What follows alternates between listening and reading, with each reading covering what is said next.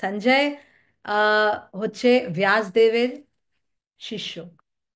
আর যেইভাবে এখন আমি এখানে বসে আছি, আর আপনি আমাদেরকে আমাকে দেখতে পাচ্ছেন নিজের ঘরে বসে, তাই না? তো সিমিলারলি ব্যাসদেব সঞ্জয়কে এই বরদানটা দিয়েছিল। কি বরদান? কি আপনি ওখানে বসেই, হস্তিনাপুরে বসে বসেই আপনি কুরুক্ষেত্রতে কি হচ্ছে, যুদ্ধভূমিতে কি চলছে, ওইটা আপনি পুরো দেখতে পারবেন। ইট ওয়াজ লাইক আ টেলিভিশন। বুঝে যান কি সঞ্জয়ের সামনে একটা টিভি চলছে, লাইভ চলে না, লাইভ ক্রিকেট আমরা দেখি, অমনি লাইভ চলছে, আমরা নিজের ঘরে বসে দেখতে পাচ্ছি।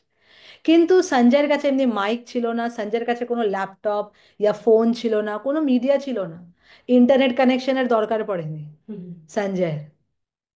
হ্যাঁ, এইটা হচ্ছে টেকনোলজি। আমরা ভাবি না সায়েন্স অনেক অ্যাডভান্স করেছে, আর এর থেকে বেশি অ্যাডভান্স তো আমাদের আগে দ্বাপারি দ্বাপার যুগে ছিল।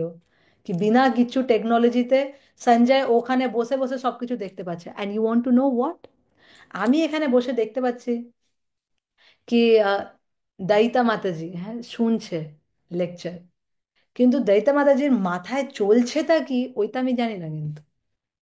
হ্যাঁ, অনেক সময় হয় না, আমরা লেকচারে বসে আছি, আমরা লেকচার শুনছি, কিন্তু মাথায় চলছে, আরে গ্যাসটা বন্ধ করেছিলাম, ঘরে যে কি বানাবো আজকে, সবজির সবজির দোকানটা বন্ধ হয়ে যাবে না তো, কত কিছু আমাদের মাইন্ডে চলে, রাইট? তো সিমিলারলি আহ এইটা আমার কন্ট্রোলে নাই, ইয়া আমি এটা জানতে পারবো না কি আপনারা আছেন তো উপস্থিত, কিন্তু আপনার মাইন্ডে কি চলছে ওইটা আমি বুঝতে পারবো না।